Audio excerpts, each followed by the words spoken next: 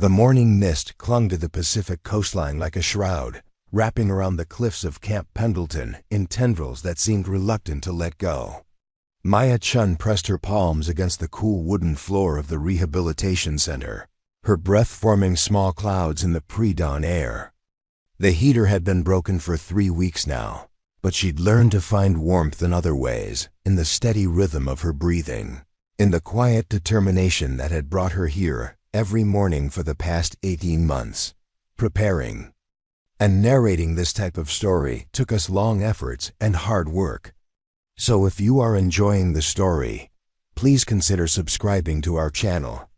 Breathe in through the nose, she said softly, her voice carrying across the room to the 7 figures arranged on yoga mats before her. Hold for 4 counts, now exhale slowly through the mouth. Her own breath created a visible demonstration, and she watched as the men before her, some missing limbs, others bearing scars that told stories she'd never fully understand, followed.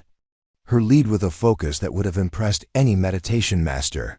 Sergeant First Class Marcus Williams sat in the front row, his prosthetic leg gleaming dully in the fluorescent light. He'd been coming to her classes for 6 months now, ever since the doctors had cleared him for alternative therapeutic modalities, military speak for anything that might help when traditional medicine reached its limits. His breathing was deep and controlled now, a stark contrast to the shallow, panicked gasps he'd arrived with. Behind him, Corporal Lisa Rodriguez adjusted her position carefully, her right arm ending just below the elbow. She'd lost it to an IED outside Kandahar. But her left hand moved with grace through the modified poses Maya had developed specifically for her limitations.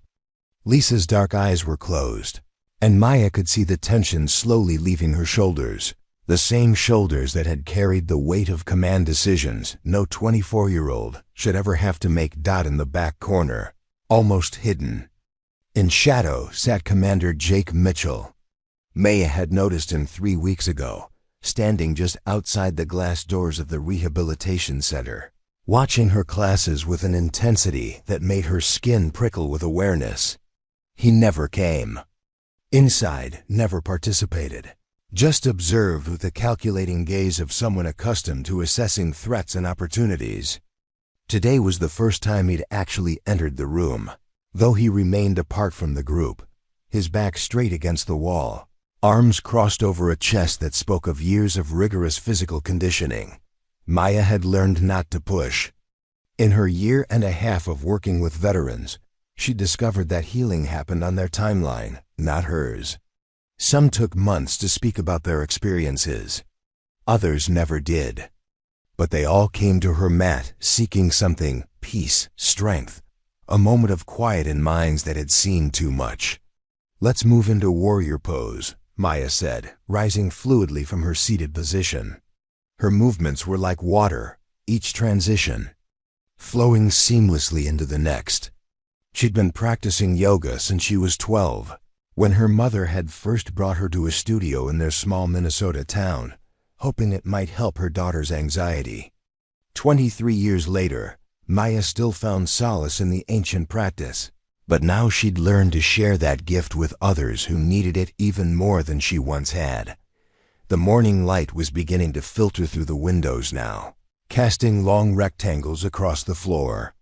Maya could see dust motes dancing in the beams, and for a moment she was transported back to her childhood bedroom, watching similar particles drift through sunlight while her mother read to her from books about far-off places and brave people who overcame impossible odds. She'd never imagined then that she'd end up in a place like this, working with heroes whose stories made those childhood tales seem tame by comparison. "Maya," the voice was quiet but carried the unmistakable authority of command. She turned to see Commander Mitchell approaching, his steps careful and measured. Up close, she could see the fine lines around his gray eyes, the way his jaw held tension even in this peaceful space. He was older than she'd initially thought, probably mid-40s, with silver threading through dark hair that was regulation short. "Commander," she acknowledged with a slight nod. She'd learned military protocol by necessity, understanding that. Respect for rank was as important to these men and women as the breathing technique she taught. "I need to speak with you," he said, his voice low enough that the others couldn't hear. "After class." Maya felt a flutter of uncertainty in her chest.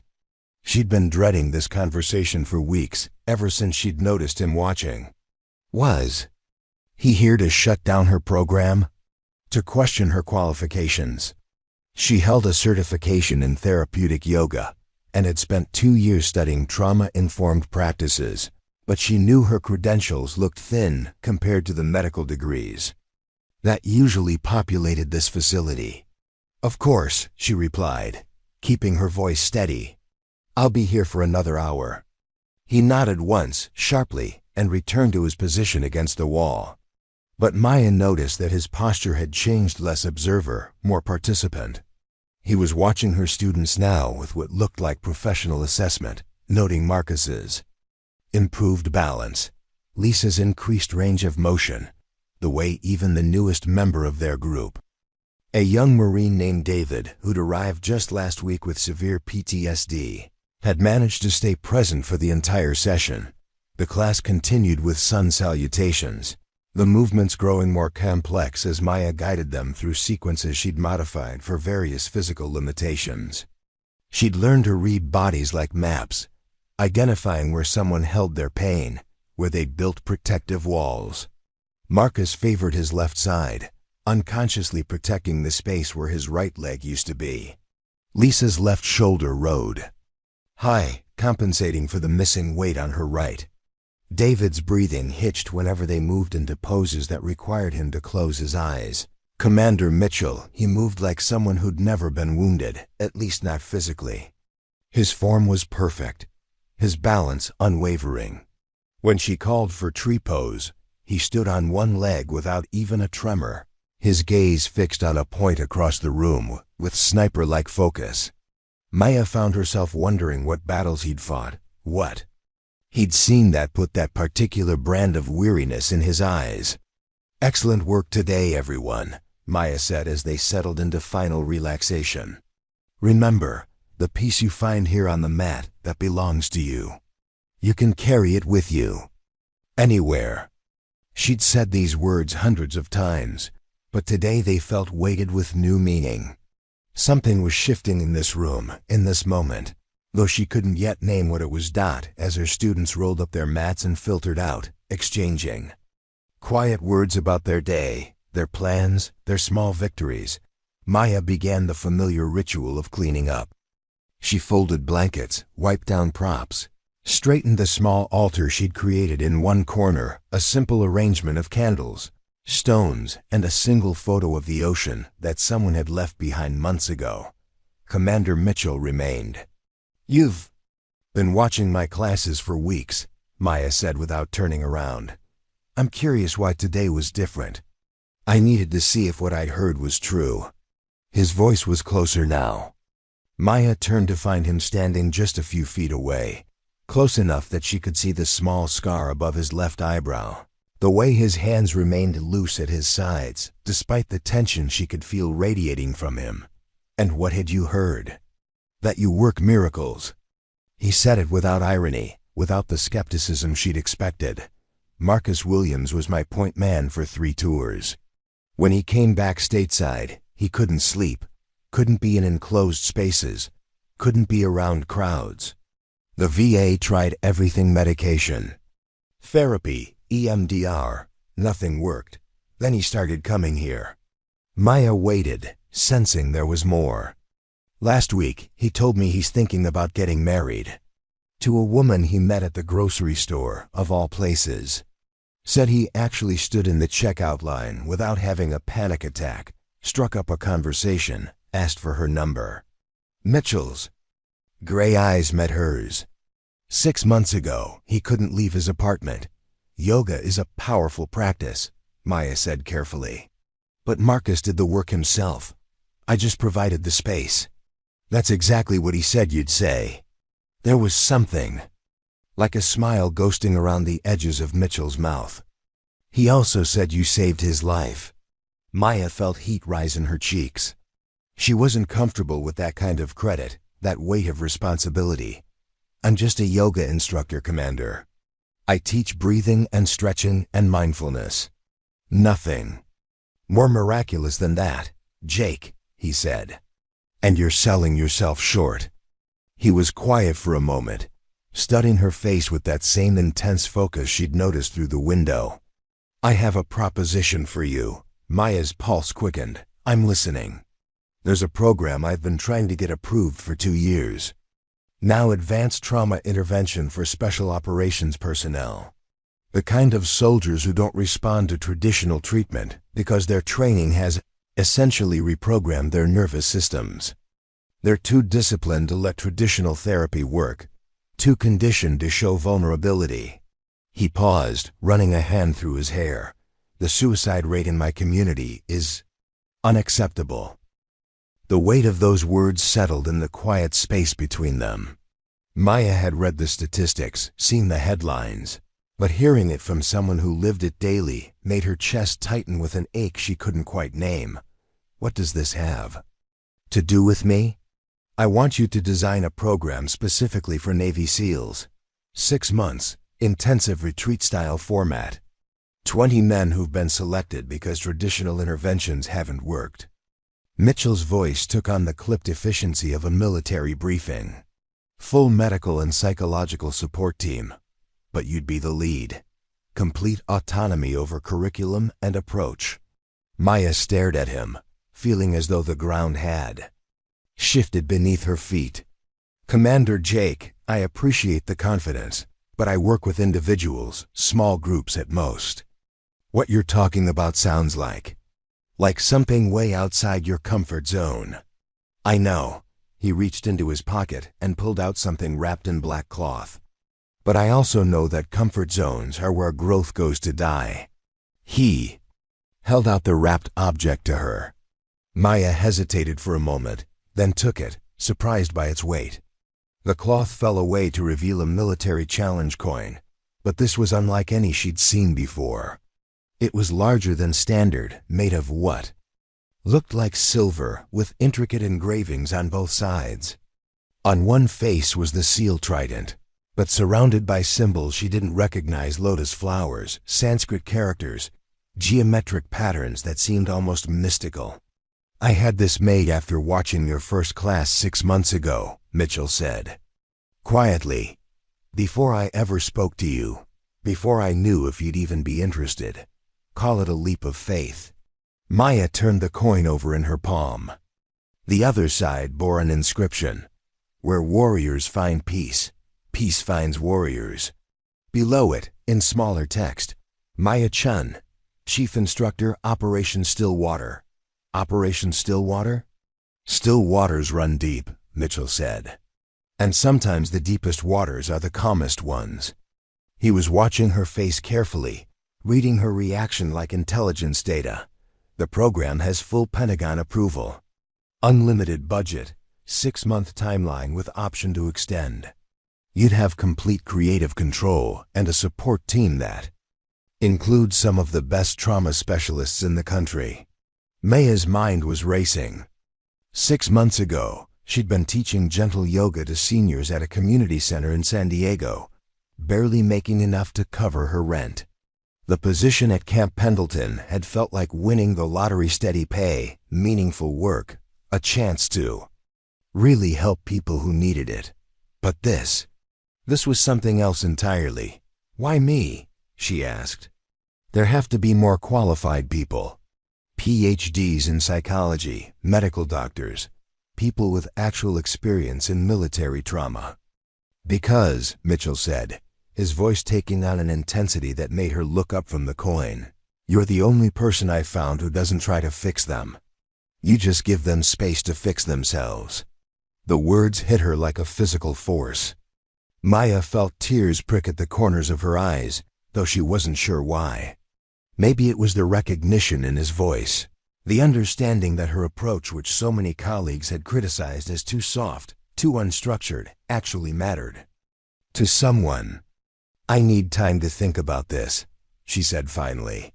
Take all the time you need, Mitchell replied. But Maya? He waited until she met his eyes, These men, they're not just statistics to me. Every single one of them is someone I've served with, someone whose life I've held in my hands at one point or another. They trusted me to bring them home from war zones. Now I'm asking you to help me bring them home from the war zones in their own minds." With that, he turned and walked toward the door. Maya watched him go, her fingers still wrapped around the challenge coin, feeling its weight like a promise or a threat. She wasn't sure which. "Commander," she called out just as he reached the exit. He turned back. "If I were to say yes, when would it start?" 2 weeks, he said without hesitation. "There's a facility in the mountains north of here. Completely isolated. Fully equipped. The men are already selected and briefed." He paused. "They're ready, Maya. The question is, are you?" The door closed behind him with a soft click, leaving Maya alone in the rehabilitation center with only the morning light and the weight of a decision that felt bigger than anything she'd ever faced. She looked down at the challenge coin again, tracing the lotus flowers with her fingertip. In Buddhist tradition, the lotus grew from mud and murky water to bloom in perfect beauty above the surface. She wondered if that's what Mitchell saw in her, not someone who could pull his warriors from the depths, but someone who could help them find their own way to the light. Outside, she could hear the sounds of the base coming to life vehicles. Starting, boots on pavement, the distant sound of morning PT formations calling cadence. Somewhere in that organized chaos were 20 men whose names she didn't know, whose faces she'd never seen, but whose lives might depend on a choice she had to make. Maya sank down under her yoga mat one more time, closed her eyes, and began to breathe. Maya's apartment sat 3 blocks from the ocean in a building that had seen better decades. The walls were thin enough that she could hear her neighbor's television, the couple upstairs arguing in Spanish, and the distant crash of waves when the wind was right. She'd moved here 18 months ago with nothing but 2 suitcases, a yoga mat, and a determination to start over that felt both brave and terrifying. The morning after her conversation with Commander Mitchell, Maya sat cross-legged on her living room floor, the challenge coin positioned in front of her like a meditation. Focus. Sunlight streamed through the single window, illuminating dust particles that danced in the air, the same kind she'd watched as a child, though now they seemed to carry different stories. Her phone buzzed against the hardwood floor. A text from her sister Sarah in Minneapolis. "How's the yoga thing going? Mom's worried you're wasting your degree." Maya's master's degree in social work hung on the wall behind her, still in its original frame from graduation 3 years ago. She'd worked in family services for 18 months after college, drowning in caseloads that never seemed to shrink, watching children get shuffled through a system that meant well, but often fell short. The breaking point had come on a Tuesday, in March, when she'd had to remove an 8-year-old girl named Isabella from her home for the 3rd time. "I'm sorry, Miss Maya," Isabella had whispered as Maya buckled her into the social services car. "I tried to be good this time." That night, Maya had gone home and cried until she couldn't breathe. 2 weeks later, she'd quit her job and driven west with no plan except to find something that felt more like healing and less like damage control. She typed back to Sarah, "It's going well. Really helping people." The response came quickly, "But are you helping yourself? You can't live like a college student forever." Maya looked around her sparse apartment. A futon that served as both couch and bed, a small table, 2 folding chairs, and her yoga props stacked neatly in one corner. Sarah wasn't wrong at 35. Maya's life looked nothing like the suburban dream her family had expected. No husband, no children, no mortgage or matching furniture sets. Just her practice, her students, and a sense of purpose that had felt more real in the past 18 months than in all the years before. Her morning routine was as precise as any military operation. Up at 4:30 a.m. for her personal practice, an hour of movement that helped her process whatever emotions her students had left with her the day before. Shower, oatmeal with blueberries, green tea while she reviewed her class plans. Drive to base. By 6:15, unlock the rehabilitation center, light her candles, and create the sacred space where healing happened. Today felt different, though. The weight of Mitchell's proposition hung in the air like morning fog, obscuring everything she thought. She knew about her capabilities and her future. 20 Navy SEALs. Men who'd been places she couldn't imagine, seen things that had rewired their nervous systems in ways she was only beginning to understand. Maya walked to her small kitchen and put the kettle on for tea. While it heated, she pulled out a worn journal, one of dozens she'd filled over the years with thoughts, reflections, and sketches of poses that might help specific students. She flipped to a blank page and wrote Operation Stillwater at the top, then stared at the empty space below. What did she actually know about working with Navy SEALs? Her experience was with veterans who'd been processed through the VA system, people who'd at least acknowledged that they needed help.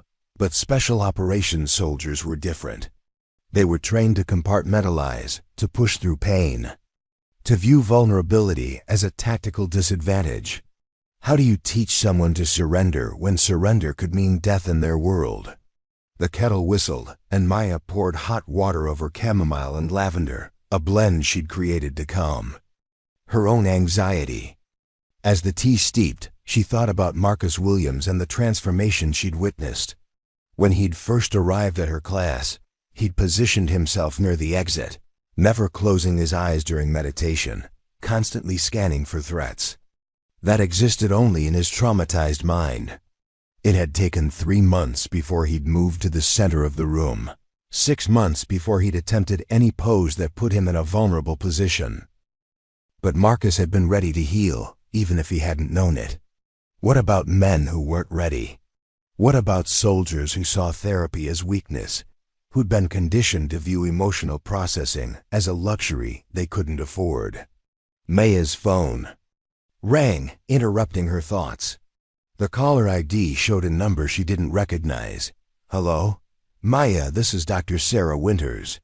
I'm a psychiatrist at the VA hospital. Commander Mitchell gave me your number. The voice was professional but warm, with a slight southern accent. I understand he's spoken to you about Operation Stillwater. Yes, Maya said cautiously. Though I haven't made any decisions yet. Of course.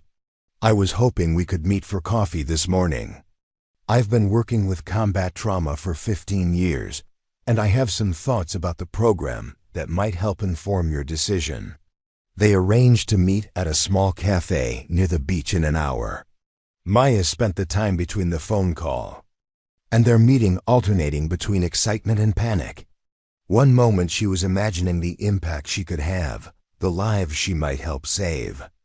The next, she was certain she was completely unqualified for something this significant. Dr. Winters was easy to spot at the cafeteria. Woman in her 50s with silver-streaked hair and kind eyes, sitting at a corner table with 2 coffee cups. Already waiting. She stood as Maya approached, extending a firm handshake. Thank you for meeting me on such short notice, Dr. Winters said. I have to say, Jake Mitchell speaks very highly of your work. Maya settled into the chair across from her, wrapping her hands around the warm mug. I'm still processing his offer. It's overwhelming. I imagine so. Can I share something with you? Dr. Winters leaned forward slightly. I've been treating PTSD since before we even called it that. I've seen every intervention, every medication, every therapy modality you can imagine. Some work. For some people, some of the time. But what you do, it's different. Different how? You approach trauma through the body instead of through the mind. Dr. Winters took a sip of her coffee.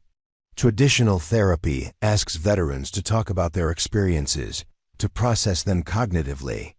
But trauma isn't stored in the thinking brain, it's held in the nervous system, in muscle memory, in places that words can't always reach. Maya nodded, thinking of her students and the ways their bodies told stories their mouths never would. Lisa's protective posturing, Marcus's hypervigilance, David's shallow breathing during any pose that required surrender. The men Jake has selected for this program, Dr. Winters continued, they're the ones we failed. They're too well trained, too psychologically sophisticated to be fooled by conventional approaches. They can talk about their trauma all day long without actually feeling it, processing it, or releasing it. So you think the program could work? I think you could work. There's something about your approach that bypasses their psychological defenses. Dr. Winters pulled out a tablet and showed Maya a series of brain scans. These are before and after images from some of your regular students. The changes in their neural pathways, their stress response patterns, it's remarkable. Maya stared at the colorful images, seeing the physical proof of what she'd only sensed intuitively. The areas associated with hypervigilance were quieter in the after scans, while regions linked to emotional regulation showed increased activity. But they're not Navy SEALs, Maya said. Regular veterans are one thing, but special operations soldiers are still human beings with nervous systems that respond to the same basic principles. Dr. Winters closed the tablet. Maya, I've watched trained killers break down crying during EMDR sessions. I've seen men who could survive anything the enemy threw at them completely fall apart when they try to sleep next to their wives. Strength in combat doesn't translate to immunity from trauma. They talked for another hour, Dr. Winters sharing stories of veterans she'd worked with over the years. The Navy SEAL who'd completed 7 deployments without a scratch, but couldn't handle the sound of his daughter's toy gun. The Delta Force operator who could clear a building full of insurgents, but had panic attacks in grocery stores. The Marine sniper who could hit a target at 800 yards, but couldn't hold his newborn son without shaking. The thing about special operations training, Dr. Winters said as they prepared to leave, is that it teaches men to override their natural responses to danger. They learn to be calm in chaos, focused under pressure, deadly when necessary. But those same skills that keep them alive in war zones become prisons when they come home. Maya walked back to her apartment with her head full of brain scans and case studies, but also with something else, a growing certainty that this opportunity had found her for a reason. Her phone was buzzing with text messages from her sister, her mother, her old colleagues who'd somehow heard about the potential job offer. Everyone had opinions about what she should do, but as Maya settled onto her meditation cushion for her evening practice, she realized that the only opinion that mattered was her own. She closed her eyes and began to breathe, dropping into the quiet space inside herself where all the important answers lived. The practice that evening was different. Instead of her usual routine, Maya found herself moving through sequences she'd never done before, as if her body was preparing for something her mind hadn't fully accepted yet. Warrior poses that felt more like prayers, balancing postures that required the kind of faith she wasn't sure she possessed, and finally a long, deep backbend that opened her heart so completely she could feel tears streaming down her cheeks. When she emerged from the practice 2 hours later, Maya knew what she had to do. She picked up her phone and dialed the number Mitchell had written on a business card tucked inside the cloth with his challenge coin. "Mitchell, it's Maya." Her voice was steady, clear. "I'll do it." There was a pause, and when he spoke again, she could hear the smile in his voice. "I knew you would. How could you be so sure when I wasn't sure myself?" "Because," Mitchell said, "warriors recognize warriors even when they don't recognize themselves." After they hung up, Maya sat in her quiet apartment and felt everything change around her. Tomorrow she would still be a yoga instructor living in a rundown building 3 blocks from the ocean. But she would also be something else, the person entrusted with carrying 20 men back from the edges of themselves. She picked up her journal and began to write, filling page after page with ideas, modifications, sequences that might help soldiers find their way back to the part of themselves that existed before war, before trauma. before they learned that the world was a place where you had to be ready to kill or be killed at any moment. Outside, the ocean crashed against the shore in its eternal rhythm, and Maya felt herself beginning to match its cadence, breathing in time with waves that had been breathing long before she was born and would continue long after she was gone. In that rhythm, she found the first seeds of a curriculum that might just save some lives. The facility nestled into the San Gabriel Mountains, like a secret invisible from the main highway, accessible only by a winding single-lane road that seemed to lead nowhere until suddenly it didn't. Maya's first glimpse of Operation Stillwater took her breath away. A compound of low buildings constructed from local stone and weathered wood, designed to blend so seamlessly with the landscape that it felt like an extension of the mountain itself rather than an intrusion upon it. Commander Mitchell met her at the main gate, looking more relaxed than she'd ever seen him. Away from the rigid structure of Camp Pendleton, he seemed younger somehow, though the lines around his eyes spoke of sleepless nights spent planning this moment. "Welcome to your new home for the next 6 months," he said, hefting her single duffel bag from the trunk of her beat-up Honda Civic. Maya had packed light, mostly yoga clothes, her journals, and the few personal items that helped her feel centered in unfamiliar places. "What do you think?" Maya turned in a slow circle, taking in the panoramic view of pine forests stretching toward distant peaks, the pristine silence broken only by wind through the trees, and the distant call of a hawk circling overhead. "It's perfect," she said, and meant it. The main building housed a kitchen, dining area, and common room designed with the kind of understated elegance Maya associated with expensive spas. But this wasn't about luxury. Every detail had been chosen for its therapeutic value. Natural light streamed through large windows. The color palette consisted of earth tones that promoted calm, and the furniture was arranged to encourage connection while still respecting personal space. "The men arrive tomorrow," Mitchell said as he led her through the compound. "I should probably prepare you for what to expect." They walked past individual cabins, 20 in total, arranged in a rough semicircle around a central fire pit, and toward a building that would serve as Maya's primary workspace.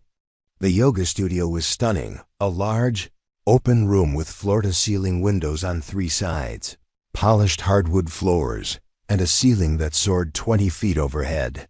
It felt like practicing inside a temple, if temples were designed by people who understood that healing required beauty as much as technique. "Tell me about them," Maya said, setting her bag down and immediately moving to the center of the room. To test the acoustics, Mitchell pulled out a tablet and settled into one of the chairs arranged along the room's perimeter. 20 men, ages 28 to 45. Combined, they have 73 combat deployments between them. All of them have been through standard VA treatment programs with limited success. All of them volunteered for this, though I suspect some of them still think they're here to humor me. He swiped through profiles on the tablet, and Maya caught glimpses of faces that looked like they'd been carved from stone. Men with eyes that had seen too much and jawlines that spoke of decisions made under impossible pressure. "Staff Sergeant Alex Rivera," Mitchell said, turning the screen toward her. "Force Recon Marine, 5 deployments to Afghanistan. Lost his entire squad in an ambush outside Marja province. Survivor's guilt, hypervigilance, can't sleep more than 2 hours at a time. The VA tried him on 7 different medications before giving up." Maya studied the photograph. Rivera looked like he was in his early 30s, with dark hair and eyes that seemed to be looking through the camera rather than at it. Even in the military portrait, she could see the tension in his shoulders, the way his smile didn't quite reach his eyes. "Chief Petty Officer Michael Thompson," Mitchell continued, swiping to the next profile. "SEAL Team 6, 8 deployments across 3 different theaters. Sniper with over 40 confirmed kills. Came home to find his wife had been having an affair for 2 years. Tried to kill himself 6 months ago by driving his motorcycle into a tree at 90 miles per hour. Only survived because he was wearing a helmet. Old habits.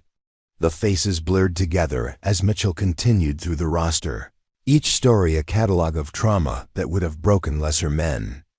But these weren't lesser men, and that was part of the problem. They'd been trained to endure the unendurable, to function under conditions that would incapacitate civilians, to compartmentalize pain and fear and grief so effectively that they'd lost access to those emotions even when they needed them. Major Santos, Mitchell said, his voice taking on a different quality. Army Special Forces, 6 deployments, Silver Star recipient. Led a unit that specialized in high-value target elimination. He single quotes different from the others. Different how? Mitchell was quiet for a moment, staring at Santos's photograph with an expression Maya couldn't read. John was my second in command. For 3 years. Best operator I ever worked with, and one of the most dangerous men I've ever known. He's here because he requested to be here, not because anyone suggested he needed help. Maya took the tablet and looked at Santos's photo more carefully. He was older than the others, maybe 40, with graying temples and pale eyes that seemed to catalog everything around him. There was something in his expression that made her skin prickle, not malice. Exactly, but a kind of controlled intensity that suggested he was constantly calculating angles, distances, possibilities. Why does he want to be here? That, Mitchell said, is a very good question. And I'm hoping you can help us figure out the answer. They spent the rest of the afternoon going over logistics, safety protocols, and the support systems that would be in place throughout the program. Maya would have complete autonomy over the curriculum, but she'd be backed by a medical team that included Dr. Winters, a trauma specialist from Johns Hopkins, and a psychiatrist who'd spent 10 years working with special operations personnel. There's one more thing, Mitchell said as they finished their tour at the compound's edge, where a path led down into the forest. Some of these men have never acknowledged that they have PTSD. They're here because they trust me, not because they think they need help. Others are angry that they need help at all, and a few. He paused, looking out toward the mountains. A few are so far down the hole that I'm not sure anyone can reach them. But you think I can try. I think you're the only person I trust to try. Mitchell turned to face her, and Maya was struck by the vulnerability in his expression. This wasn't just a professional assignment for him, it was personal. These men weren't just soldiers under his command. They were brothers, friends, people whose welfare kept him awake at night. The first morning dawned gray and cold, with mist hanging low in the valley like exhaled breath. Maya was in the studio by 5 a.m., lighting candles and burning sage, creating the sacred space that would serve as the foundation for everything that came next. She'd arranged the mats in a circle rather than traditional rows, hoping to foster connection and community rather than hierarchy. At 0800 hours she'd learned to think in military time, they began to arrive. Rivera came first, moving with the fluid grace of someone accustomed to navigating hostile territory. He chose a mat near the back, positioned so he could see all the entrances and exits. Thompson followed, his movements economical and precise, settling into a spot that put his back to a wall. One by one, they filtered in, men who'd learned to read rooms for threats, to position themselves for maximum tactical advantage, to never fully relax even in supposedly safe spaces. Santos arrived last, and Maya felt the energy in the room shift. The others straightened almost imperceptibly, an acknowledgement of rank and experience that transcended service branches and official hierarchies. He moved to the mat directly across from Maya's position, meeting her eyes with a gaze that seemed to see everything and reveal nothing. "Good morning," Maya said when they were all settled.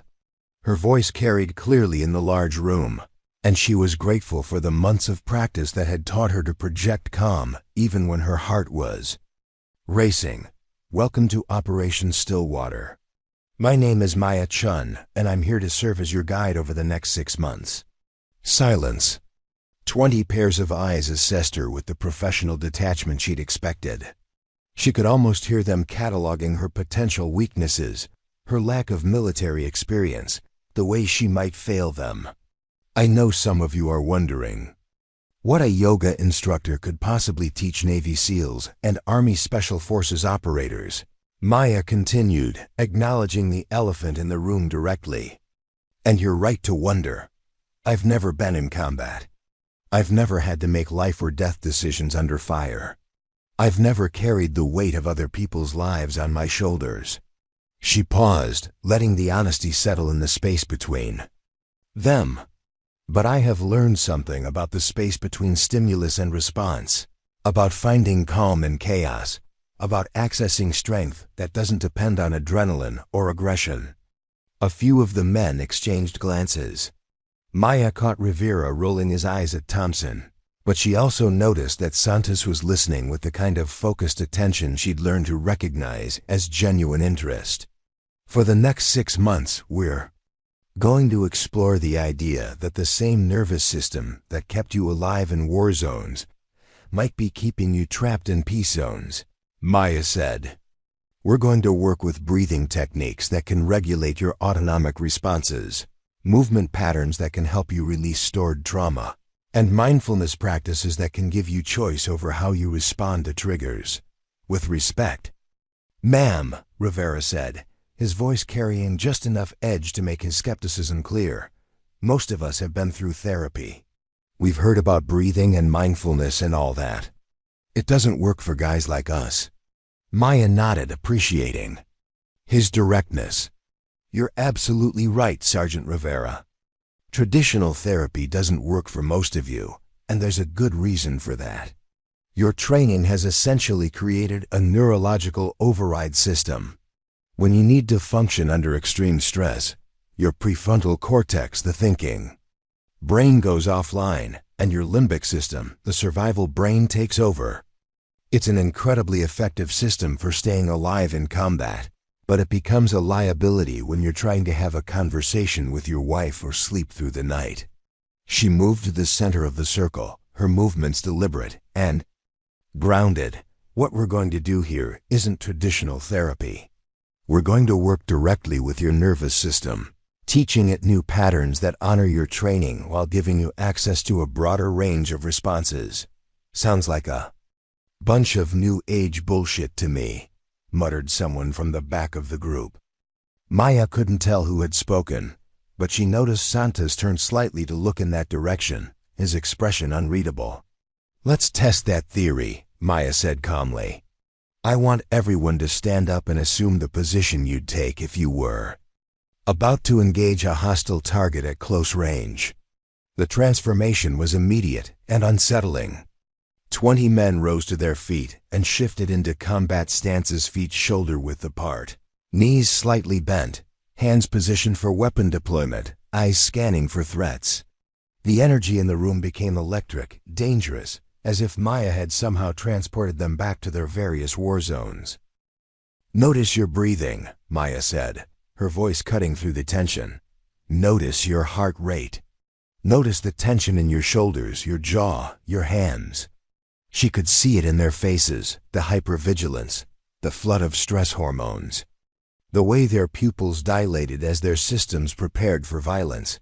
These weren't conscious responses. They were neurological patterns burned so deep that simply assuming a familiar position could trigger a full combat readiness state. Now, Maya said, I want you to keep the strength and alertness, but change just one thing, your breathing. Instead of the shallow, rapid breaths your body wants to take, I want you to breathe in for 4 counts, hold for 4, and exhale for 6.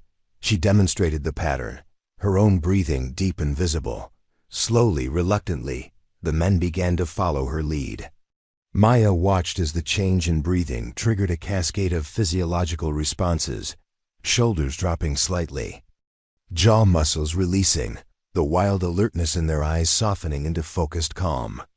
What you just experienced, Maya said after they'd settled back onto their mats, is the difference between being controlled by your nervous system and having some say in how it responds.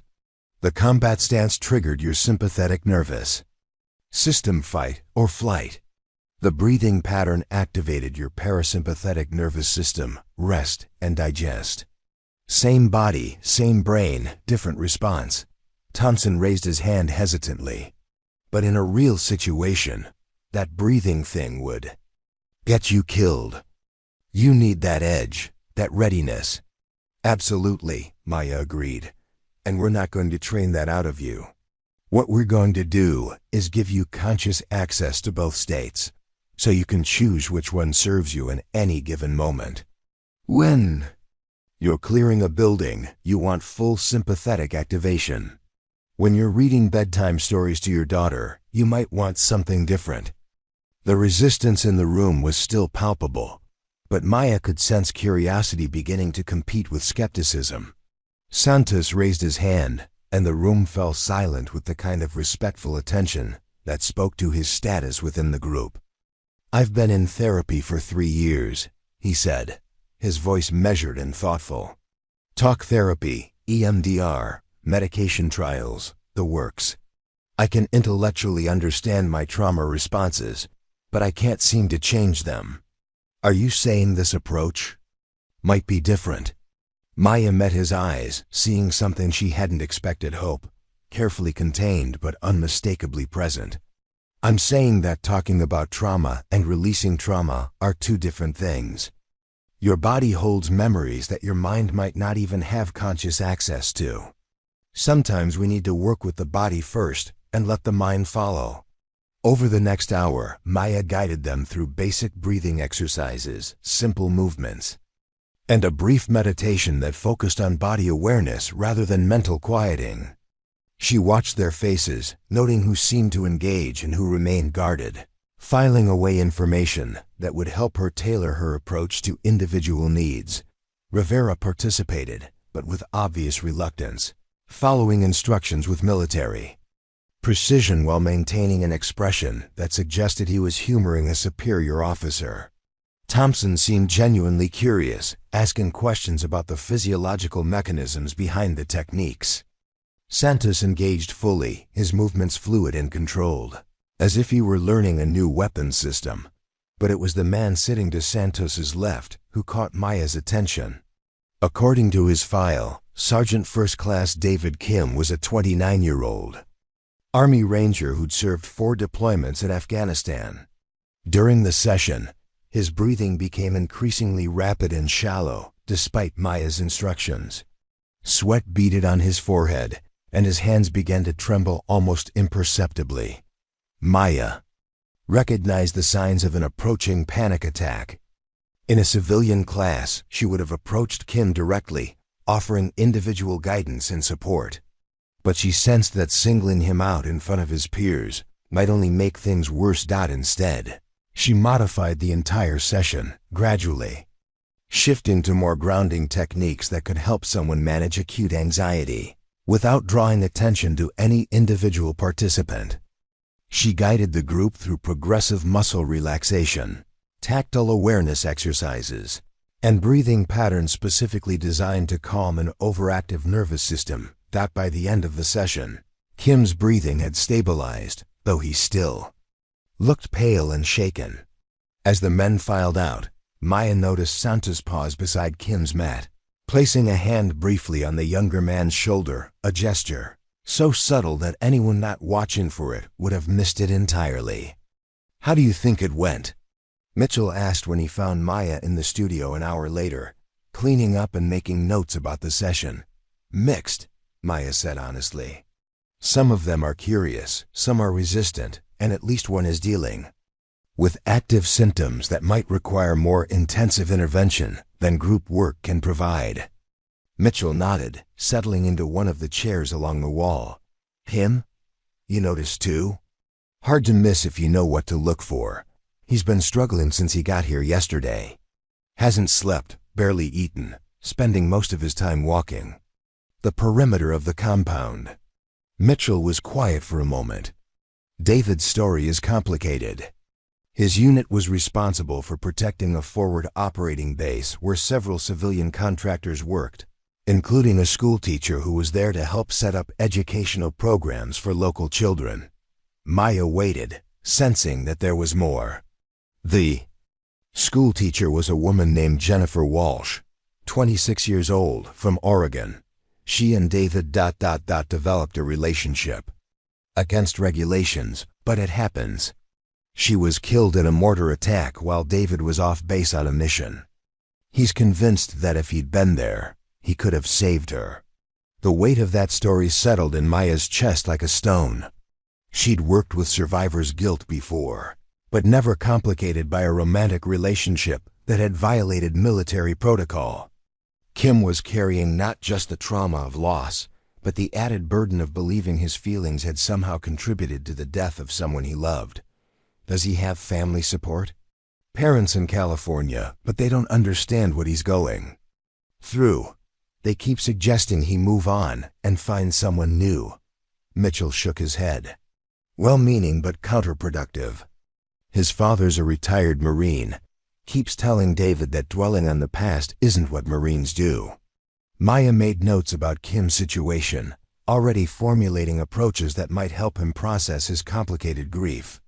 But as she wrote, another thought occurred to her. Commander, can I ask you something? Jake, and yes, why are you really here? I mean, why this program? Why now? There have to be easier ways to help veterans with PTSD. Mitchell was quiet for so long that Maya wondered if she'd overstepped some boundary. When he finally spoke, his voice carried a weight she hadn't heard before. Because I've lost more men to suicide than I ever lost in combat, he said. Because I've been to too many funerals where I had to look wives and mothers in the eye and try to explain why their hero couldn't win the war against his own mind. He stood up, pacing to the window that looked out over the mountains. And because traditional treatment isn't working for the kind of soldiers I've spent my career leading. Maya watched him struggle with something. Some internal battle between professional composure and personal pain. 3 months ago, I lost someone. Mitchell continued. Master Chief Petty Officer Robert Chen, no relation to you, despite the name. 20-year veteran, 3 Purple Hearts. Distinguished Service Cross. Bobby had been through every program the VA offers. He could talk about his trauma in clinical terms, analyze his triggers, explain the neurobiological basis of PTSD better than most therapists. Mitchell's voice became quieter, more strained. None of it helped. He still couldn't sleep next to his wife without nightmares. Still couldn't go to his son's baseball games because the sound of the bat hitting the ball reminded him of gunfire. Still couldn't drive through certain neighborhoods because they looked too much like places where his friends had died. Maya felt her throat tighten, understanding now why this program mattered so much to Mitchell. Bobby shot himself in his garage on a Tuesday morning while his family was at work and school. Left a note apologizing for being broken, for not being strong enough to get better.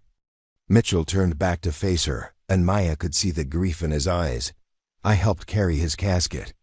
I had to stand at attention while they played taps for a man who survived 3 tours in Afghanistan but couldn't survive living in his own mind. The silence that followed felt heavy with all the weight of unspoken losses. All the warriors who'd made it home from battle, only to lose the war against their own memories. I'm here, Mitchell said finally, because I can't bury another Bobby Chen. I can't stand at another graveside and wonder if there was something else we could have tried. Some approach we hadn't considered. He met Maya's eyes. I'm here because you give me hope that maybe we can reach the ones we're losing. That evening, Maya sat in her own cabin, looking out at the forest as darkness settled over the mountains.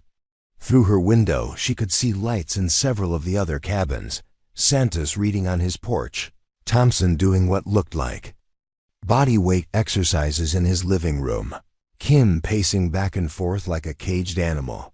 Tomorrow would bring new challenges, new resistances, new opportunities to either help or fail these men who'd trusted Mitchell enough to come here. Maya thought about Bobby Chen, about Jennifer Walsh, about all the people who'd been lost not to enemy fire, but to the invisible wounds that followed soldiers home from war. She opened her journal and began to write, sketching out modifications to her program that might reach the men who seemed most resistant, breathing patterns that might help Kim manage his panic, ways to honor their military training while introducing concepts that could help them heal. Outside, the wind moved through the pine trees with a sound like distant breathing, and Maya found herself matching its rhythm, centering herself for the work ahead. The breakthrough came during their 4th week, not in the studio but around the fire pit at midnight. Maya had been making her final rounds of the compound when she heard voices coming from the central gathering area. She approached quietly, not wanting to intrude but concerned about noise complaints from neighboring cabins. What she found stopped her in her tracks. 6 men sat around the dying embers: Santos, Kim, Thompson, Rivera, and 2 others she recognized as Petty Officer James Walsh and Staff Sergeant Marcus Cole. They weren't just talking.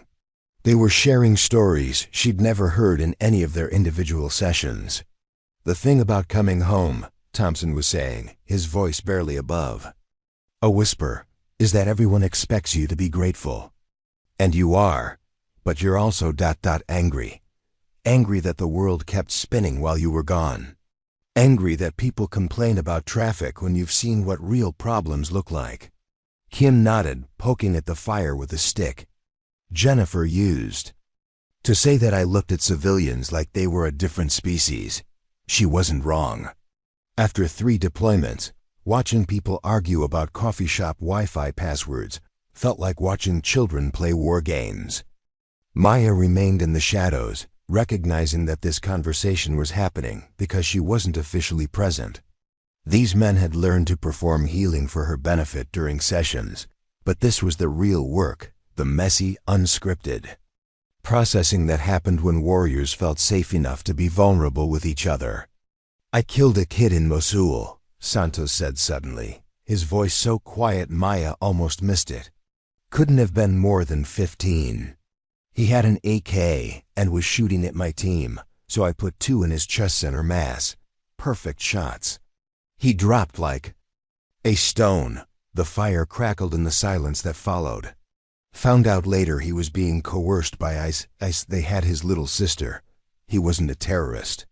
He was a scared kid trying to save his family." Santos looked around the circle. "I did everything right according to the rules of engagement. Split-second decision, legitimate threat, no choice in the matter. But I still see his face every time I close my eyes."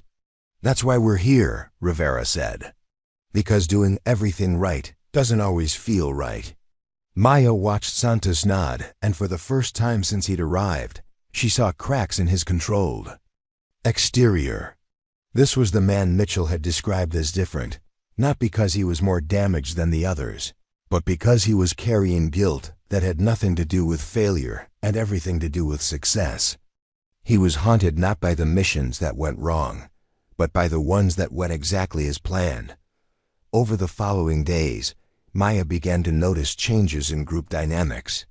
The rigid military hierarchy that had characterized their early interactions was softening into something more organic. Men started arriving early to help set up equipment, stay late to discuss techniques.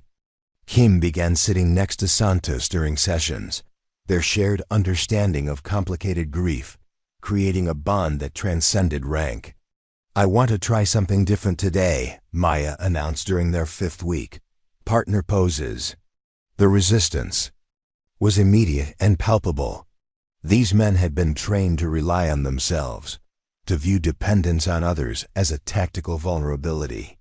The idea of physical contact, of literally supporting each other's weight, triggered every alarm bell in their highly conditioned psyches. "With respect, ma'am," Rivera said, "some of us have issues with physical contact." Maya nodded, having anticipated this reaction. "I understand, and everything we do here is voluntary. But I want to share something with you." She moved too. the center of the room, her voice taking on the tone she used for the most difficult conversations. In your military service, you learn to trust your teammates with your life. You've carried wounded brothers to safety, shared foxholes under fire, depended on each other in ways most people never will. She gestured to the mats arranged in pairs around the room. What I'm asking you to do today is trust each other with something even more vulnerable than your physical safety. I'm asking you to trust each other with your healing. Thompson raised his hand hesitantly. What if someone has a ... reaction? Panic attack, flashback, whatever? Then we stop, we breathe. We take care of whoever needs taken care of, Maya said simply, just like you would in any other situation. Santos stood up, moving to one of the paired mats with the decisive action that had made him legendary in special operations. Let's do this, he said, looking directly at Kim. You game, Ranger? Kim's face went through several emotions in rapid succession: fear, uncertainty, then something that looked like determination. He nodded and joined Santos on the adjacent mat. The exercise Maya had chosen was deceptively simple. One partner would sit cross-legged while the other knelt behind them, placing hands on their partner's shoulders. The person in front would breathe deeply while the person behind provided gentle support, helping them expand their chest and release tension. They might not even know they were holding . She watched as 20 elite warriors engaged in one of the most vulnerable acts possible, allowing another person to literally help them breathe. Some partnerships worked better than others. Rivera and Thompson fell into an easy rhythm, their years of military cooperation translating seamlessly to this new context. Others struggled with the intimacy, the surrender required to let someone else influence something as fundamental as breath. But it was Santos and Kim who captured Maya's attention. Santos, the controlled operator who'd seemed immune to vulnerability, was shaking as Kim's hands rested on his shoulders. Not from weakness, Maya realized, but from the effort of allowing himself to be supported after years of believing he had to carry everything alone. I can't, Santos whispered, so quietly only Maya and Kim could hear. I can't let go. You don't have to let go of everything, Kim replied, his voice steady despite his own obvious nerves. Just let go of enough to breathe. Maya watched Santos's shoulders gradually drop, his breathing deepen. His carefully maintained composure crack open just wide enough to let some light in. When they switched positions, Santos returned the favor, his large hands gentle on Kim's back as the younger man worked through his own patterns of holding.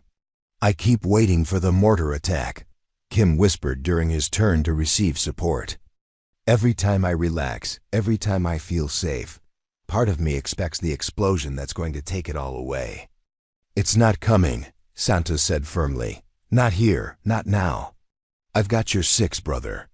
The session lasted 2 hours instead of the usual 90 minutes, with several men staying afterward to talk about what had come up for them.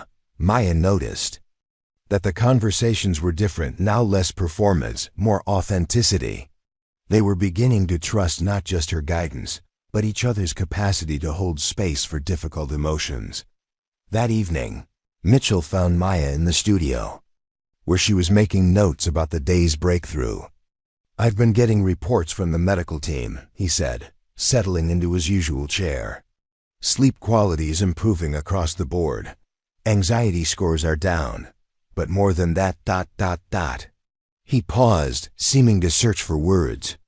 They're laughing. When's the last time you heard a group of combat veterans laugh together without alcohol involved? Maya smiled, remembering the sound of genuine mirth that had filled the studio during a particularly challenging balance sequence earlier that week. Laughter is healing, she said. It's a nervous system reset, a way of discharging tension and stress. It's more than that, Mitchell said. It's them remembering who they were before they became weapons. Remembering that they're human beings first, soldiers second. Over the following weeks, the changes accelerated. Kim began sleeping through the night for the first time since Jennifer's death. Rivera started video calling his estranged daughter. Their conversations awkward, but improving. Thompson reduced his medication under Dr. Winters' supervision, finding that the breathing techniques were managing his anxiety better than pharmaceuticals. But Santos remained an enigma. He participated fully, supported his teammates, and showed remarkable progress in some areas.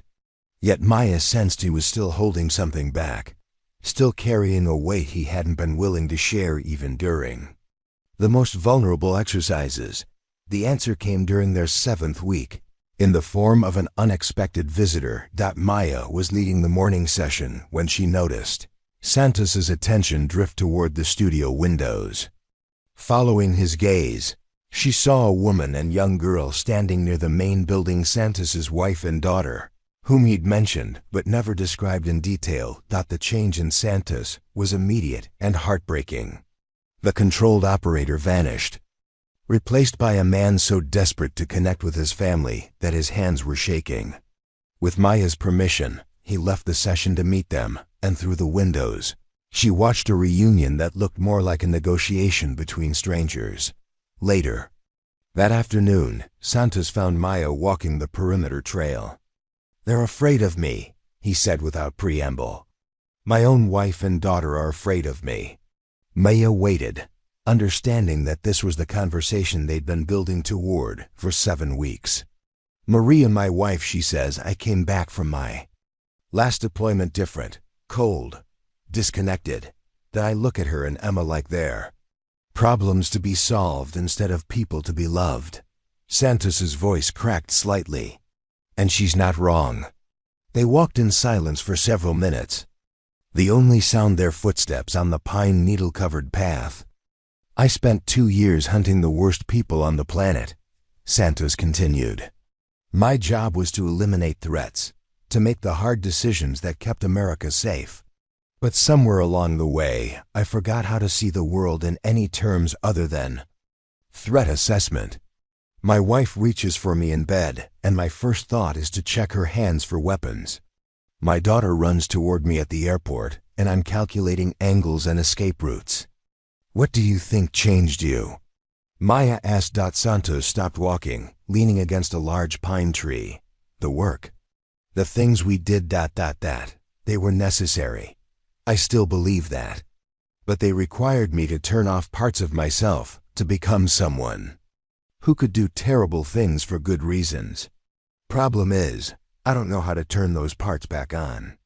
That evening, Maya designed a special session focused on what she called emotional reintegration, exercises specifically intended to help soldiers access feelings they'd learned to suppress.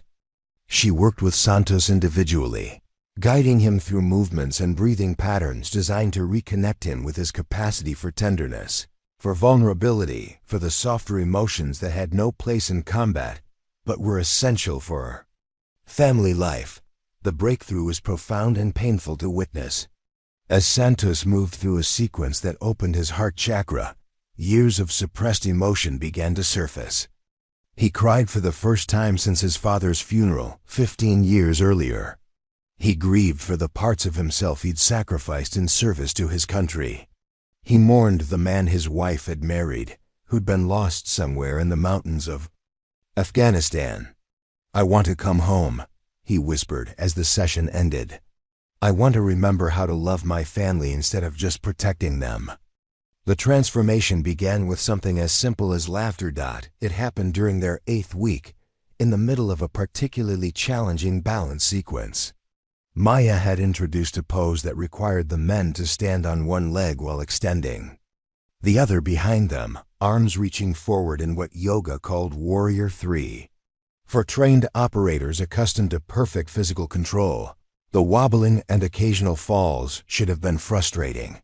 Instead, Rivera started chuckling when he toppled over for the 3rd time.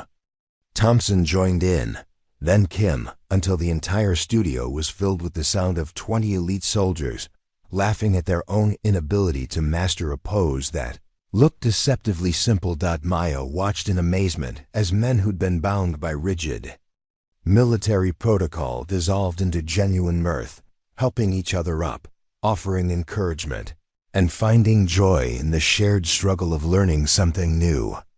It was the first time she'd heard most of them laugh, and the sound was like music after months of careful silence. "You know what this is?" Santos said, grinning as he helped Rivera to his feet. "This is what it feels like to suck at something, and not have anyone die because of it." The words hit Maya like a revelation. These men had spent years in environments where failure meant death, their own or their teammates. Learning to find humor in imperfection, to be vulnerable without catastrophic consequences, was perhaps one of the most important lessons they could learn. From that day forward, something shifted in the program. The rigid formality that had characterized their early sessions gave way to something more organic, more human. Maya began incorporating partner poses that required trust and communication. She introduced exercises that deliberately challenged their need for control, helping them find comfort in uncertainty and imperfection. By their 10th week, the changes were undeniable. Thompson had begun sleeping through the night for the first time in years. Kim was able to talk about Jennifer Walsh without panic attacks, even sharing fond memories that brought smiles rather than tears. Rivera had started video calling his estranged teenage daughter, slowly rebuilding a relationship that had been damaged by years of emotional distance. But it was Santos who represented the most dramatic transformation. The man who'd arrived disconnected from all feeling had become the emotional center of the group, someone the others turned to for guidance and support. His reunion with his wife and daughter had been tentative but promising, and Maya often found him on his cabin porch talking with them via video chat, his face animated in ways she'd never seen before. "I need to tell you something," Mitchell said one afternoon as he and Maya walked the perimeter trail that had become their informal meeting space. He'd been visiting the facility weekly, monitoring progress and handling the administrative aspects of the program, but Maya could tell he was building up to something significant. "What's on your mind?" "Pentagon brass want to expand the program," Mitchell said. "They're talking about creating 5 more facilities, training additional instructors, making this a standard intervention for special operations personnel with treatment-resistant trauma." Maya felt a mixture of excitement and overwhelming responsibility. The success they'd achieved with these 20 men could potentially help thousands of others, but scaling something so personal and intuitive felt daunting. "There's more," Mitchell continued. "They want you to head up the entire initiative.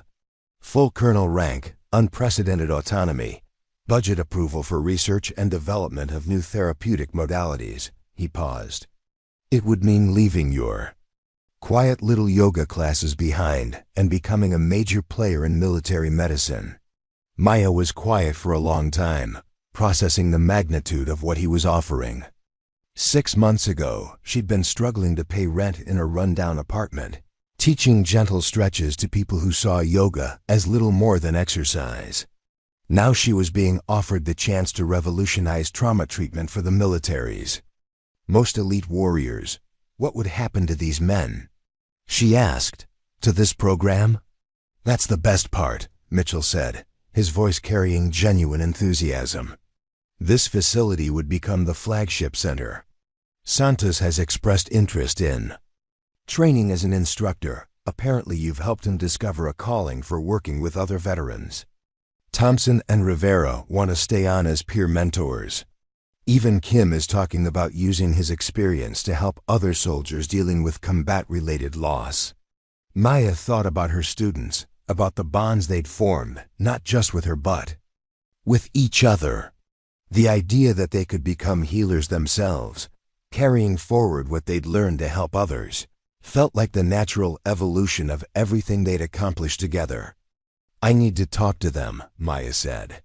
"This decision affects all of us."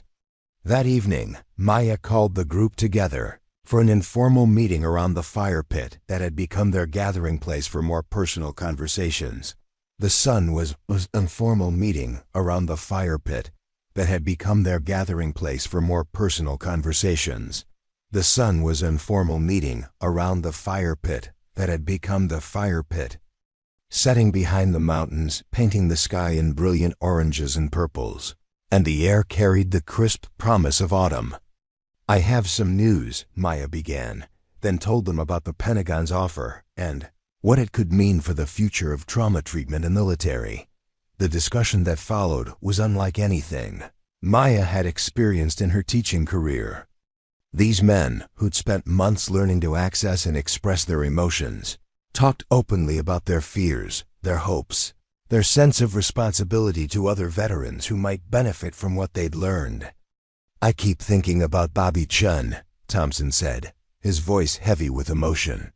"Commander Mitchell told us about him, the Master Chief who didn't make it. If we can prevent even one more soldier from reaching that point, it's not just about preventing suicides," Rivera added. "It's about helping guys come home and actually be present for their families. I talked to my daughter yesterday, and for the first time in years, she said I sounded like her dad again."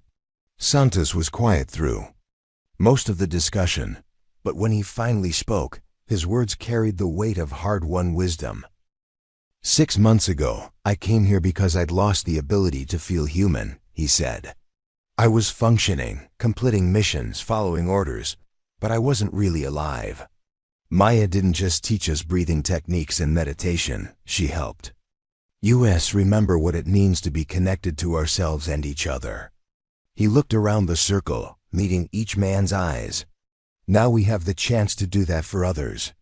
Not because we're experts or because we have degrees, but because we've been where they are and we've found a way back." The consensus was unanimous. They wanted Maya to accept the Pentagon's offer, and they wanted to be part of whatever came next.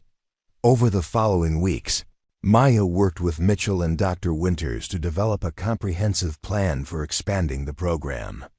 They would start with 3 additional facilities, each one designed around the principles they discovered at Operation Stillwater small groups: intensive residential format, integration of evidence-based trauma therapy with contemplative practices. Santos began training as a co-instructor.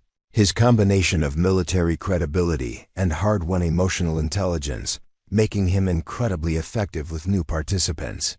Thompson developed a peer mentorship program that paired recent graduates with men just entering the program. Rivera created a family integration component, helping spouses and children understand and support their veterans' healing journey. Kim's contribution was perhaps the most poignant. He developed a specific protocol for soldiers dealing with combat-related loss, drawing on his own experience with grief and guilt to create a pathway for others struggling with similar traumas.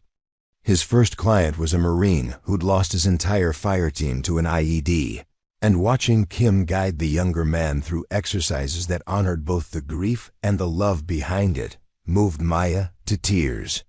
"You helped me understand that loving Jennifer wasn't what got her killed," Kim told Maya during one of their final individual sessions.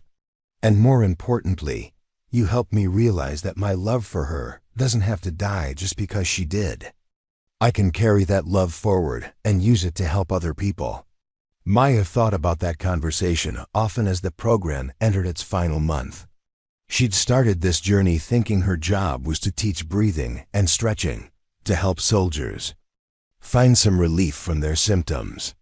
But what had emerged was something much more profound: a community of warriors who'd learned to transform their greatest wounds into their greatest strengths.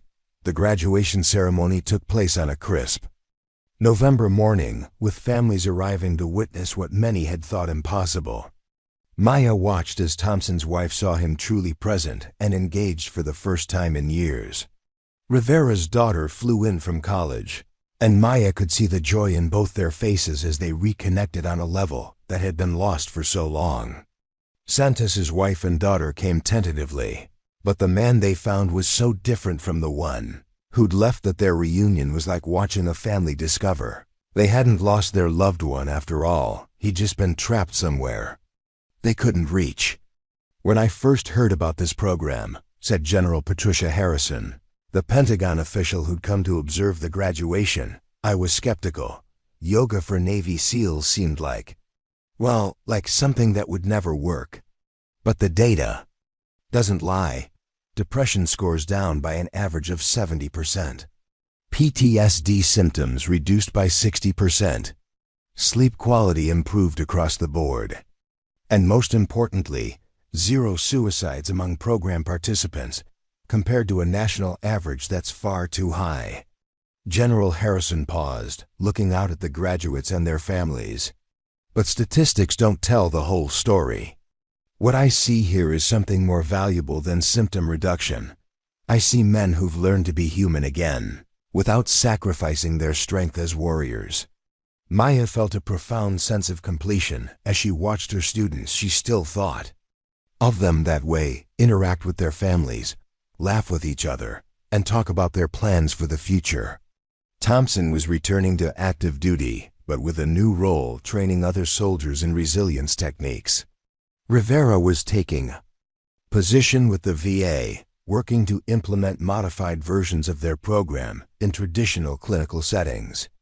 Kim was staying on as a full-time instructor, having found his calling in helping others navigate combat-related grief. And Santos. Santos was perhaps the most remarkable transformation of all. The man who'd arrived emotionally dead was now training to become a therapist himself, planning to pursue a graduate degree in trauma psychology while continuing his work as a peer instructor. "You saved my life," he told Maya during their final individual meeting. "But more than that, you gave me a life worth saving." Maya felt tears she'd been holding back for months finally break free. "You saved your own life, John. I just held space for you to remember who you were underneath all that armor." "Maybe," Santos said with a smile that had become genuine and frequent. "But I never would have found my way there without someone who believed I was worth saving before I believed it myself." The official program ended, but the connections they'd formed continued. Maya established a quarterly reunion system, bringing graduates back to share their experiences with new cohorts and to receive continuing support as they navigated the ongoing challenges of military life and civilian relationships. 6 months later, Maya stood in the same studio where it all began. But now she wasn't alone. Santos led a group of 12 new participants through their first breathing exercise, while Maya observed from the back of the room, taking notes on techniques that might need refinement. The walls now held photographs from previous groups, testimonials from graduates, and letters from family members whose lives had been transformed along with their warriors. Dr. Winters had been right about the neuroplasticity research. Their work was attracting attention from trauma specialists worldwide. Maya had been invited to speak at conferences, to publish papers, to consult on programs being developed for first responders and other high-stress populations. But her favorite moments were still the quiet ones, watching someone breathe deeply for the first time in years, or seeing a hardened operator allow himself to be vulnerable in front of his peers. "Colonel Chen," Santos said, using her new rank with obvious pride as he approached after dismissing his class. The title still felt strange to Maya, but she'd learned to wear the authority it represented with the same grace she brought to her teaching. "How are they doing?" Maya asked, nodding toward the retreating figures of his students. "Resistant," Santos said with a grin. "Skeptical. Convinced they're too tough for yoga and too damaged for healing." He paused. "Exactly like we were." Maya laughed, remembering their first session together, the walls of professional distance and emotional armor that had seemed impenetrable. "Give them time. Always do," Santos said. "That's what you taught me. Healing happens on their timeline, not ours." As evening approached, Maya made her way to her favorite spot on the compound, a bench positioned to overlook the valley where the setting sun painted the mountains in shades of gold and rose. It had become her place for reflection, for processing the intensity of the work they were doing, for finding her own center amid the demands of leadership. Her phone buzzed with a text from Thompson. "Just wanted you to know I got selected." For promotion to Master Chief. First time in my career, I feel like I deserve it. Thank you for helping me remember who I am underneath the uniform. Another message followed from Rivera. My daughter graduates college next month. She asked me to walk her down the aisle at her wedding this summer. 2 years ago, she wouldn't even take my phone calls. This program saved my family. Maya smiled. Reading through similar messages that arrived regularly from graduates scattered across the world. Some were serving in new capacities, bringing trauma-informed leadership to their units. Others had transitioned to civilian careers using their military skills in contexts that honored their service while allowing them to heal. A few had struggled with setbacks, but even they had a support network now. People who understood their journey and could help them navigate the difficult days. But perhaps the most meaningful update came from an unexpected source, Mitchell himself. The commander who'd first believed in her vision had retired from active duty to pursue his own healing journey, finally addressing traumas he'd carried for decades while taking care of others. His message was simple but profound. Started therapy. Today, first time I've talked about losing men under my command. Scary as hell, but I think I'm ready. Thank you for showing me that healing isn't weakness, it's the highest form of courage. As darkness settled over the mountains, Maya reflected on the journey that had brought her here. A year and a half ago, she'd been a struggling yoga instructor, with more questions than answers about her own purpose. Now she was leading a program that was changing lives, transforming military culture, and proving that even the deepest wounds could heal when approached with the right combination of ancient wisdom and modern understanding. The challenge Santos had given her, that Mitchell had given her sat on her desk in the administration building, but she carried its message in her heart. Where warriors find peace, peace finds warriors. It had become more than a motto. It was a living truth demonstrated daily by the men and women who'd learned to transform their greatest struggles into their greatest strengths. Maya thought about Bobby Chen, the Master Chief whose suicide had catalyzed Mitchell's determination to find a better way. She thought about Jennifer Walsh, whose death had nearly destroyed David Kim before he learned to carry love forward instead of carrying guilt. She thought about all the families who'd been reunited, all the veterans who'd found purpose in their pain, all the warriors who discovered that true strength sometimes looked like surrender. Tomorrow would bring new challenges, more soldiers who needed healing, more families who needed hope, more opportunities to prove that even the most elite warriors were, at their core, human beings deserving of peace. Maya felt ready for whatever came next, grounded in the knowledge that she wasn't carrying this mission alone. She had a team now, a community of healers who'd learned their craft in the crucible of their own transformation. The mountains stood eternal around their sanctuary, silent witnesses to the miracle of human resilience, the power of connection, and the truth that no one is too broken to heal. In the stillness of the evening, Maya could almost hear the whisper of possibility, 20 voices multiplied into hundreds, then thousands, as the work they'd begun here rippled outward into a world that desperately needed to know that healing was always possible.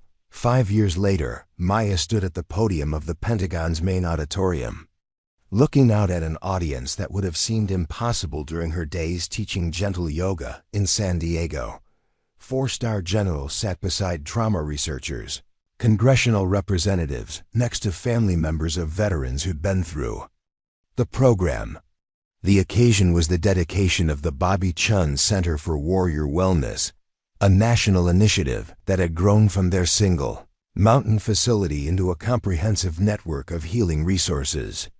When Commander Mitchell first handed me a challenge coin with a lotus flower etched alongside the SEAL trident, Maya began, her voice carrying clearly through the packed auditorium.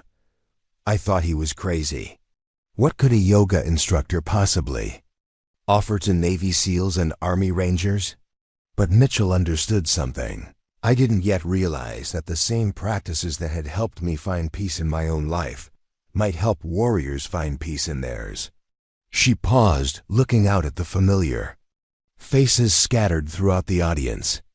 Santos sat in the front row with his wife and now 2 daughters. His transformation from emotionally dead operator to nationally recognized trauma specialist complete, but ongoing. Thompson was there in his dress uniform, now heading the Navy's new resilience training program. Rivera had brought his daughter and new son-in-law, living proof that families could heal along with their warriors. The Bobby Chen Center now operates in 15 locations across the United States. Maya continued, with satellite programs in Germany, Japan, and South Korea. We've served over 3,000 military personnel, with a 90% completion rate, and outcomes that exceed traditional treatment modalities across every metric we measure. The statistics were impressive, but Maya knew they only told part of the story.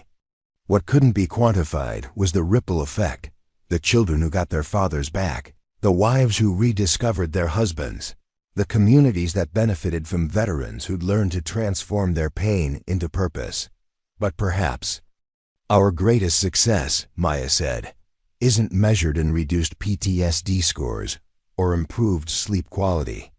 It's measured in lives saved, families reunited, and warriors who've learned that seeking help isn't a sign of weakness. It's an act of courage that honors their service and their humanity. After the ceremony, Maya found herself surrounded by people who wanted to share their stories, ask questions about the program, or simply thank her for work that had touched their lives in ways both direct and distant. A young Marine told her that his squad leader had been through the program and now led pre-deployment training that focused as much on emotional resilience as physical preparation.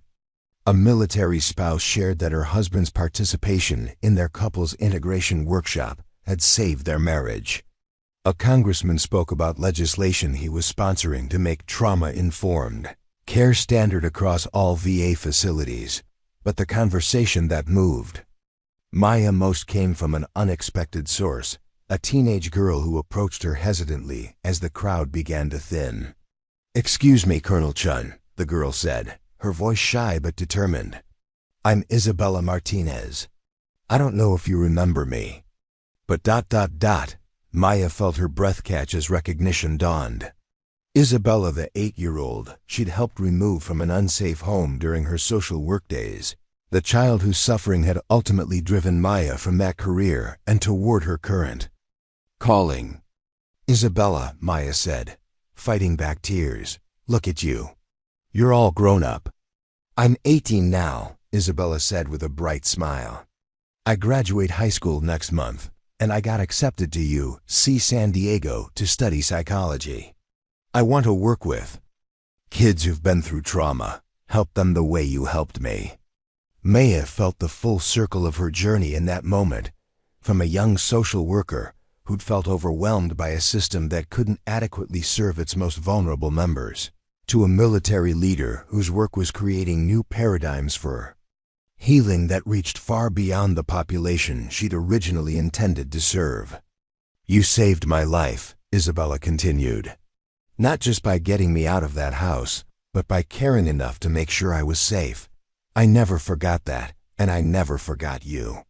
When I saw your name in the news, when I read about what you're doing for veterans, I knew I had to tell you. You inspired me to want to help people the way you helped me." That evening, Maya returned to her apartment in Arlington, Virginia, a far cry from the sparse one-bedroom she'd occupied near Camp Pendleton. But still simple, still focused more on function than display. The walls held photographs from program graduations, letters from families whose lives had been transformed, and awards that recognized work she sometimes still couldn't believe she was qualified to do. But her most treasured possession remained: the original challenge coin Mitchell had given her, now accompanied by dozens of others' gifts from graduates who'd had their own coins, made to commemorate their journey through the program. Each one told a story of transformation, of warriors who'd learned to find strength in vulnerability and peace in the midst of chaos. Her phone rang, interrupting her reflections. The caller ID showed a number she recognized immediately. "Hey, Maya," Santos said, his voice warm with the easy friendship that had developed over years of shared work. "Did you see the news?" "Which news?" "Thompson got selected for Command Master Chief of SEAL Team 6. Rivera's dissertation research just got picked up by the Journal of Traumatic Stress. And Kim ... Santos paused, and Maya could hear the smile in his voice. "Kim got engaged. 2. A teacher he met at a conference on combat-related grief. Apparently, she specializes in helping children whose parents have been deployed." Maya felt a surge of joy for her former students, now colleagues and friends, who continued to amaze her with their resilience and growth. "That's wonderful news." "All of it. There's more," Santos said. "I got a call from Mitchell today. He's 3 years sober now, married to his therapist, which sounds like a cliché, but apparently works for them, and he wants to bring his grandson to visit the original facility next month. The kid's 8 years old and thinks his grandpa is a superhero. Mitchell wants him to see where superheroes go when they need to learn how to be human again." The conversation continued for another hour, filled with updates on program expansions, research findings, and personal news from the extended family of graduates and staff who'd become the most important community in Maya's life. When they finally hung up, Maya felt the deep contentment that came from work that aligned perfectly with purpose. 10 years later, Maya stood in the original yoga studio at Operation Stillwater, but now she wasn't alone. The room was filled with instructors from around the world who'd come to train in the methodologies that had grown from those first experimental sessions, with 20 skeptical warriors. The program had expanded beyond military populations to serve first responders, emergency room personnel, and other high-stress professionals whose work exposed them to trauma on a regular basis. Santos, now Dr. Santos, led the advanced training modules, his journey from emotionally disconnected operator to internationally recognized trauma specialist, complete but still evolving. Thompson had retired from the Navy to become a full-time researcher, his work on neuroplasticity in combat veterans opening new frontiers in understanding how the brain adapts to and recovers from extreme stress. Rivera had founded a nonprofit organization that brought modified versions of their program to underserved communities, proving that the principles they'd discovered worked across all populations. And Kim had perhaps found the most meaningful application of his hard-won wisdom. He now ran a program specifically designed for Gold Star families' parents, spouses, and children who'd lost loved ones in military service. His ability to help them navigate grief while honoring their loss had become legendary within military communities. 20 years ago, Maya said to the current training cohort, "I was a struggling social worker who thought she'd failed because she couldn't fix a broken system. 15 years ago, I was a yoga instructor who thought her biggest challenge was teaching stressed-out civilians how to breathe properly." She paused, looking out at faces that represented hope for thousands of future students. "I never imagined that my path would lead here, to work that has touched so many lives and created ripples that continue to spread around the world." She thought about all the people who'd made this journey possible. Mitchell, who'd had the courage to bet everything on an untested approach. Dr. Winters, who'd provided the scientific foundation that made their intuitive breakthroughs credible. The original 20 graduates, who'd been willing to trust a civilian instructor with their most guarded vulnerabilities. But mostly, she thought about the power of human connection, the truth that healing happened not in isolation but in community, not through perfection, but through shared struggle and mutual support. "The techniques you'll learn here," Maya continued, "the breathing patterns and movement sequences and mindfulness practices, they're important. But they're not the most important thing. The most important thing is the space you create for people to remember their own wholeness, their own capacity for healing, their own inherent worthiness of peace." After the training session, Maya walked the familiar path to her meditation spot overlooking the valley. The view hadn't changed in all these years, but everything else had. Where once she'd sat alone, processing the weight of 20 individual stories of trauma and resilience, now she carried the knowledge that their work had prevented countless suicides, reunited thousands of families, and created new possibilities. For how society understood and treated the invisible wounds of service, her phone buzzed with a text from Isabella, now Dr. Isabella Martinez, who'd completed her doctorate in child psychology and was implementing trauma-informed practices in the same social services system where Maya had once felt so helpless. The message was simple but profound. Thank you for showing me that sometimes the most important thing we can do is create space for people to heal themselves.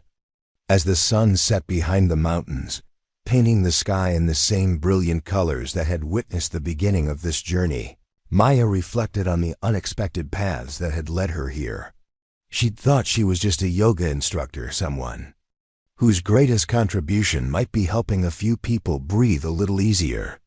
Instead, she discovered that she was part of something much larger, a movement toward understanding that true strength included the capacity for vulnerability, that real warriors were brave enough to seek help when they needed it, and that healing was always possible. No matter how deep the wounds or how long they'd been carried, the mountains stood eternal around their sanctuary, silent witnesses to the miracle of human transformation, the power of ancient wisdom applied to modern challenges, and the truth that sometimes the most profound revolutions begin with something as simple as learning to breathe.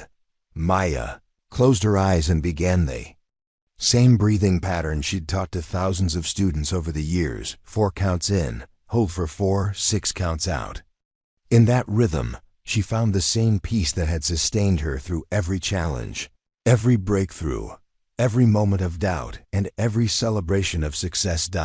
And in the stillness of that mountain evening, she could almost hear the voices of all the warriors who'd found their way back to themselves through the work they'd built together, past students and future ones, their families and communities, rippling outward in waves of healing that would continue long after her own story had ended. Maya opened her eyes and smiled, knowing that tomorrow would bring new challenges and new opportunities to serve. But tonight she could rest in the profound satisfaction of work that had mattered, of a life lived in service to something greater than herself, of a calling that had found her just when she'd thought she was lost. The final month of Operation Stillwater brought transformations that exceeded everyone's expectations. What had begun as an experimental program had evolved into something unprecedented, model for helping elite warriors reclaim their humanity without sacrificing their strength. Kim had found a way to honor Jennifer's memory that didn't involve carrying guilt. He'd begun writing letters to her family, sharing stories about their relationship and her work with Afghan children. Instead of seeing her death as his failure, he was learning to carry forward her commitment to helping others. Rivera reconnected with his daughter through video calls that gradually grew longer and more personal. She'd agreed to visit for the program's graduation ceremony, their first face-to-face meeting in over 3 years. Rivera had used his SEAL training to research everything about her college major, her interests, her dreams approaching fatherhood. With the same tactical precision he'd once applied to missions, Thompson had become the group's unofficial comedian, his dry humor helping diffuse tension during difficult sessions. More importantly, he'd begun dating Dr. Sarah Williams, a trauma therapist from the medical team.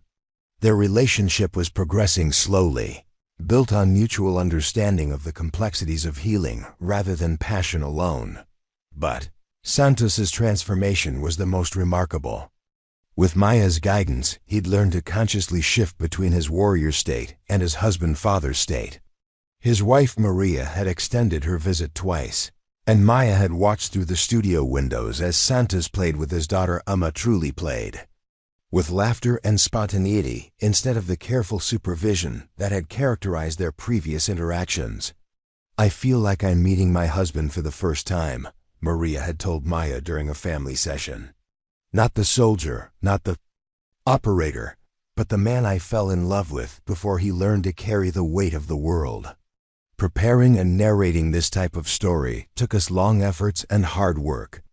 So if you are enjoying this story, please consider subscribing to our channel. The graduation ceremony took place on a crisp November morning, with families arriving to witness transformations that many had thought impossible. General Patricia Harrison, the Pentagon official overseeing the program, spoke about the statistical success: depression scores down 70%, PTSD symptoms reduced 60%, 0 suicides among participants. But Maya knew the real success couldn't be measured in statistics. It was visible in Thompson's genuine smile as he introduced his girlfriend to his teammates, in Rivera's daughter running toward him without hesitation, their embrace free of the tension that had defined their relationship for years, in Santos lifting his daughter onto his shoulders, his face animated with joy instead of the careful control that had characterized his arrival. 6 months ago, Santos said during his graduation speech, "I came here because I'd lost the ability to feel human. I was functioning, completing missions, following orders, but I wasn't really alive." Maya didn't just teach us breathing techniques and meditation, she helped us remember what it means to be connected to ourselves and each other. After the ceremony, Maya found herself alone in the studio where it had all begun. The space felt different, now not just a room where she taught yoga, but a sanctuary where 20 warriors had learned to find peace without surrendering their strength. Mitchell joined her, carrying 2 cups of coffee and a familiar expression of satisfaction mixed with exhaustion. "Pentagon wants to expand the program," he said without preamble. 5 more facilities, full budget approval, your choice of staff and curriculum." He paused. "They want you to head up the entire initiative. Full colonel rank, unprecedented autonomy." Maya felt a surge of excitement and overwhelming responsibility. The success they'd achieved could potentially help thousands of others, but scaling something so personal felt daunting. What would happen to these men? Santos wants to train as an instructor. Thompson and Rivera are interested in peer mentorship roles. Kim is talking about using his experience to help other soldiers dealing with combat-related loss. Mitchell smiled. They want to pay it forward. That evening, Maya called the group together around the fire pit for one final conversation. As the sun set behind the mountains, painting the sky in brilliant oranges and purples, she told them about the Pentagon's offer. "I keep thinking about Bobby Chen," Thompson said, his voice heavy with emotion. "The Master Chief Commander Mitchell told us about. If we can prevent even one more soldier from reaching that point, it's not just about preventing suicides." Rivera added, "It's about helping guys come home and actually be present for their families." Santos was quiet through most of the discussion, but when he finally spoke, his words carried the weight of hard-won wisdom.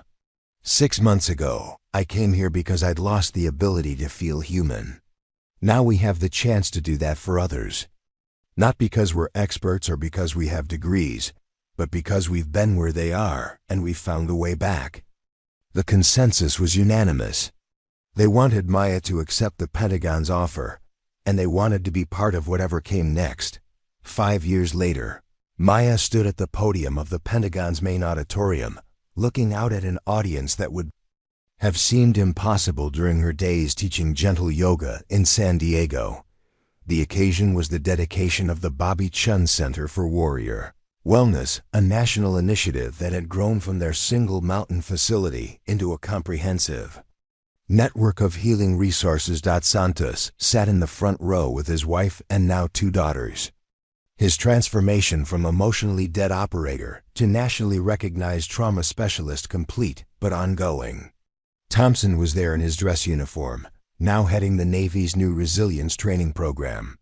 Rivera had brought his daughter and new son-in-law, living proof that families could heal along with their warriors. The Bobby Chen Center now operates in 15 locations across the United States. Maya announced, with satellite programs in Germany, Japan, and South Korea.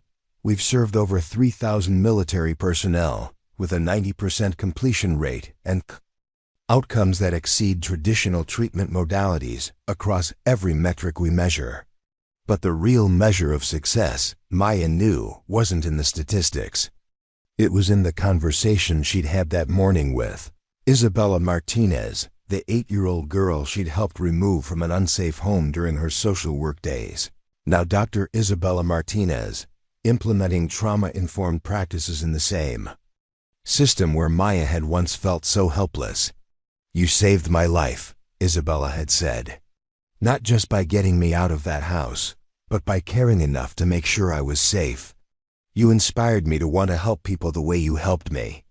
That evening, Maya returned to the original facility for the first time in months.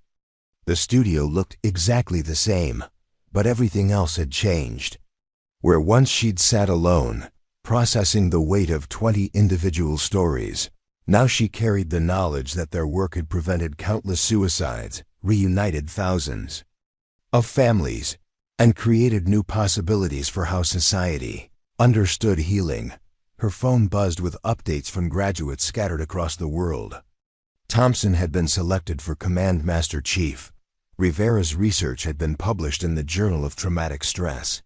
Kim had gotten engaged to a teacher who specialized in helping children whose parents had been deployed. Mitchell himself had entered therapy, finally addressing traumas he'd carried for decades while taking care of others. As the sun set behind the mountains, painting the sky in the same brilliant colors that had witnessed the beginning of this journey, Maya reflected on the unexpected paths that had led her here. She'd thought she was just a yoga instructor whose greatest contribution might be helping a few people breathe easier. Instead, she discovered she was part of something much larger, a movement toward understanding that true strength included the capacity for vulnerability, that real warriors were brave enough to seek help when they needed it. The mountains stood eternal around their sanctuary, silent witnesses to the miracle of human transformation. In the stillness of that evening, Maya could almost hear the voices of all the warriors who'd found their way back to themselves, past students and future ones, their families and communities, rippling outward in waves of healing that would continue long after her own story had ended. Maya closed her eyes and began the same breathing pattern she'd taught to thousands of students: 4 counts in, hold for 4, 6 counts out. In that rhythm, she found the same peace that had sustained her through every challenge, every breakthrough, every moment of doubt and celebration of success. And in the stillness of that mountain evening, she could feel the truth that had sustained her from the beginning. No one is too broken to heal, no wound too deep to find light, no warrior too strong to need the gentle strength that comes from learning to breathe, to surrender, to find stillness in the storm.